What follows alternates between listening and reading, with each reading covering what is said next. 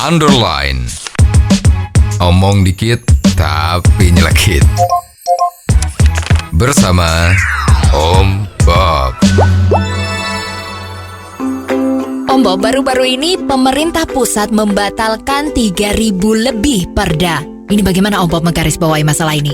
Pembatalan perda ini memang sudah diumumkan oleh Menteri Dalam Negeri ya. Atas dasar petunjuk dari Presiden Jokowi Ya. karena dianggap perda-perda yang ada selama ini nggak cuma 3.000 ya. Kemarin kita dengar, kita baca itu ada 40.000 mungkin ya. Tapi yang sekarang yang sudah dibatalkan 3.800 sekian. Ya. Itu memang yang dianggap mengganggu investasi dan mengganggu kejamakan yang ada di masyarakat kita. Ya. Cuman sayangnya kita tidak bisa mengerti atau belum mengerti perda apa saja yang dibatalkan ya, sehingga rakyat di daerah-daerah itu juga tidak tahu yang dibatalkan itu yang apa. Kok rasanya tidak ada perubahan ya. Mestinya kalau ada pembatalan ya rasanya sudah bisa berdampak. Seperti zaman dulu itu waktu reformasi, aturan-aturan yang sangat tidak masuk akal itu langsung hilang ya, sehingga masyarakat merasa zaman reformasi sudah datang ya, bisa dirasakan. Contoh kasus kejadian yang mencolok itu yang seperti apa Om Bob? Kalau kita bicara salah satu sisi saja dari intoleransi, itu kasus yang menyolok itu begini. Ada satu daerah itu yang mewajibkan setiap hari Jumat itu harus pakai peci. Yang cewek harus berhijab. Terus pada saat bulan Ramadan di Pulau Bali itu penjaga jalan tol harus berpakaian Islami. Betul. Padahal Bali agama yang paling dominan adalah Hindu. Juga di daerah-daerah kebanyakan itu ada perda yang melarang penjualan makanan minuman saat bulan puasa. Juga larangan usaha hiburan untuk berlangsung. Ini semua kan menjadi repot. Padahal Indonesia itu kan dasar negaranya itu kan Bhinneka Tunggal Ika. Justru kemajemukannya ini akan menjadi sesuatu kekuatan bagi negara kita. Coba kalau ini perda-perda seperti ini tidak dibatalkan, ya lama-lama kan orang tidak nyaman tinggal di Indonesia kan. Ya kan sekarang misalnya karena Bang Ahok itu turunan Tionghoa, jadi dia mengeluarkan peraturan setiap hari Senin karyawati yang ada di pemerintah daerah khusus Jakarta harus memakai jongsam. Bagaimana? Yang laki harus pakai model seragam jas Hong Kong. Bagaimana dengan batik Om Bob? Batik tidak ada masalah karena bersifat nasional. Batik itu miliknya Indonesia, ya bukan Malaysia ya. Jadi milik Indonesia itu boleh.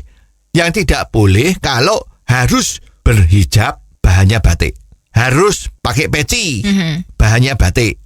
Nah itu namanya menyalahgunakan batik. Atau kalau kerja pakai sarungnya batik, tidak bisa. Peraturan inilah yang harus betul-betul direvisi dan diamati dengan baik. Nah sekarang kan juga ada itu ya di Aceh, walaupun sana adalah daerah istimewa, wanita-wanita tidak boleh keluar malam. Nah ini kan jadi repot ya. Di daerah mana lagi kalau ada wanita jalan-jalan di atas jam 9 malam itu akan ditangkap karena dicurigai ini menjadi kupu-kupu malam atau kurang sopan dipandang di masyarakat. Nah, kalau semua itu mempunyai kekuasaan yang dianggap menjadi ciri khas kedaerahan, nah Bhinneka Tunggal Ika-nya kita tuh terus mau dibawa kemana? Jadi ini memang sudah agak keterlaluan ya. Perda-perda itu asal buat ya, karena bahwa ini sekarang adalah otonomi. Tidak zamannya lagi semua peraturan dari pusat. Jadi DPRD maupun wali kota dan bupati di daerah-daerah itu merasa lebih kuasa dari pusat. Ya, sehingga maunya bikin peraturan sendiri. Walaupun ada juga yang melanggar aturan yang di atasnya. Enaknya kalau sudah seperti ini bagaimana Om Bob? Sekarang kan sudah kelihatan ada 40.000 lebih peraturan daerah yang menurut pusat itu tidak betul, sehingga akan dibatalkan. pembatalan ini kan sangat sulit ya, karena yang dibatalkan juga tidak bisa menerima kan. Loh kok dibatalkan, kenapa? Ya ini undang-undang daerah Perda ini sudah dibuat oleh mereka dengan biaya miliaran. Betul. Ya kan? Kenapa tiba-tiba dibatalkan? Ya ini kan menjadi polemik yang nggak karuan juga. Yang dibatalkan merasa kehormatannya terganggu, yang membatalkan juga merasa kenapa kok bisa menelurkan peraturan yang tidak beres seperti ini. Jadi mestinya boleh saja DPRD maupun pemimpin-pemimpin kepala daerah itu merancang semacam perda. Tapi sebelum disahkan itu harus dikoreksi oleh pusat. Ada yang meragukan, loh, orang pusat itu kan tidak tahu masalah yang ada di daerah. Omong kosong. Orang pusat itu pinter-pinter. Ya, orang pusat tuh juga banyak terdiri dari wakil-wakil orang daerah. Jadi paling bagus ya perda itu baru boleh berlaku kalau sudah disetujui oleh pemerintah pusat. Kalau ini terjadi aman santosa ya, tidak akan terjadi ribut-ribut yang kayak gini. Oh, jadi begitu ya Om Bob. Jelas deh sekarang. Terima kasih Om Bob untuk waktunya. Sampai ketemu lagi di waktu yang akan datang.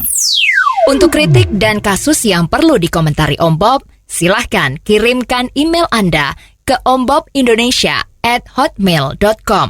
ombobindonesia@hotmail.com. Underline. Omong dikit tapi nyelekit.